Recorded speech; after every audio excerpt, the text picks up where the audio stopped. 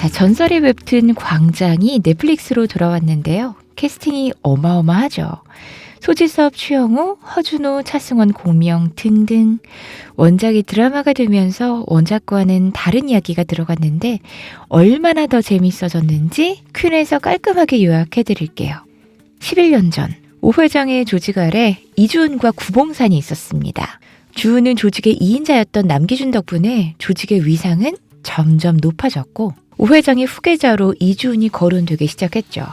그러자 오 회장의 아들 오승원이 이주은과 구봉산 그리고 남기준 모두를 제거하려고 했습니다. 그러나 남기준의 동생 남기석이 그 소식을 전해 듣게 되고 기준을 위해 오승원을 먼저 죽이게 됩니다. 이 사실을 알게 된 기준은 동생 대신 모든 책임을 짊어지기로 결심하고 자신의 아킬레스건을 끊은 뒤 2번 다시 돌아오지 않겠다는 약속을 하며 조직을 떠납니다. 떠나기 전 동생 기석을 꼭 지켜달라는 부탁도 남겼죠.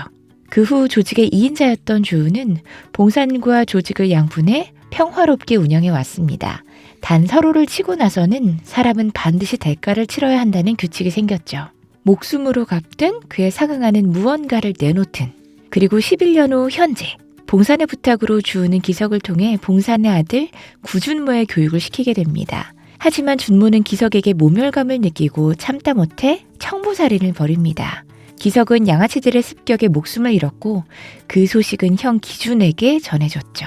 동생이 죽은 사실을 알게 된 기준은 11년 만에 모습을 드러내며 이미 약속이 깨졌다는 것을 두 회장에게 알리고 규칙대로 동생을 죽인 범인을 찾기 시작합니다. 구봉산은 기준이 얼마나 무서운 존재인지를 알기에 아들을 지키기 위해 주은에게도 협조를 요청합니다. 기준은 시체 청소업체인 앵클린의 심상원을 통해 준모의 행방을 쫓게 되고 하지만 준모는 기준이 어떤 존재인지를 모르고 그를 제거하려고 여러 청부업자들을 불러들입니다. 하지만 결국 이들도 물론 준모도 기준의 손에 죽고 말죠. 허탈하게 돌아오던 기준은 김 선생이 보낸 청부업자 심한의 차로 습격을 당합니다. 기준을 죽이려는 또 한 번의 청부살인이 있었던 거죠.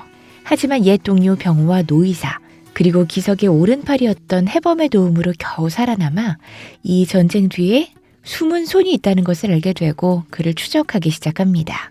아들이 죽은 소식을 들은 봉사는 주은과 전쟁을 선포하지만 그 역시 주은의 손에 죽고 맙니다. 주은은 기석을 죽이는 결과를 만들어낸 판을 벌인 사람이 김 선생임을 확신하고 그를 찾아가 묻습니다. 사실 김 선생, 차영도 총경은 오 회장 시절부터 경찰 인맥을 활용해 조직과 엮여 있었고 이후에도 주은과 봉산으로부터 이득을 취하며 판을 조율해온 인물이었습니다. 두 세력의 균형을 조율하던 숨은 실세였던 거죠. 그는 두 조직의 후계자 계획을 누군가와 오래전부터 준비해왔는데요. 과거 기석에게 정보를 흘려 오 회장 아들을 죽게 한 것도 그리고 기석이 이번에 양아치 손에 죽은 것 같아 보이나 실제로 죽인 것도 김 선생이 보낸 심한애였습니다.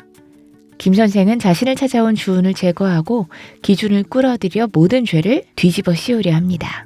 이 과정에서 기준은 체포되지만 광수대로 호송되던 기준은 앵클린 심성원의 도움으로 겨우 탈출하게 됩니다.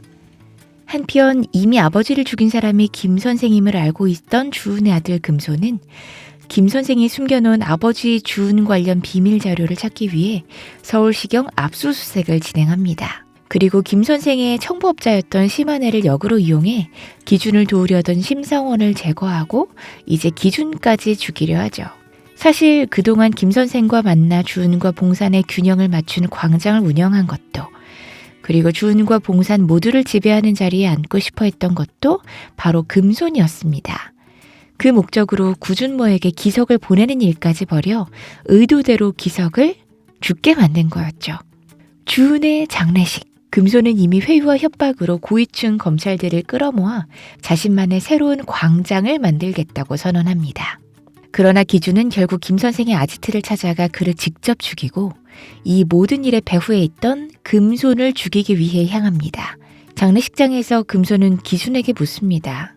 도대체 왜 너희 형제들은 모두가 탐내는 그 자리를 아무렇지 않은 척하는 거냐? 기준은 모든 장례 절차가 끝난 뒤 다시 만나자고 말합니다. 금손이 원하던 자신의 광장, 그것은 결국 실현되지 못합니다. 기준이 찾아낸 그의 범죄 유착 파일을 세상에 공개해버린 거죠. 금손은 자살을 시도하지만 기준은 너는 그럴 자격도 없다며 금손의 목에 직접 칼을 꽂습니다. 그리고 마지막 새벽, 기준은 다시 자신의 캠핑장으로 돌아와 텅 빈 기석의 옆자리에 앉는 걸로 광장 시리즈는 끝이 납니다.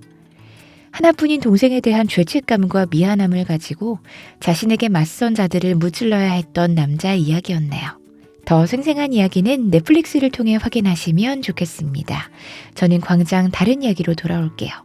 광장은 드 퀸과 함께 드라마 퀸 구독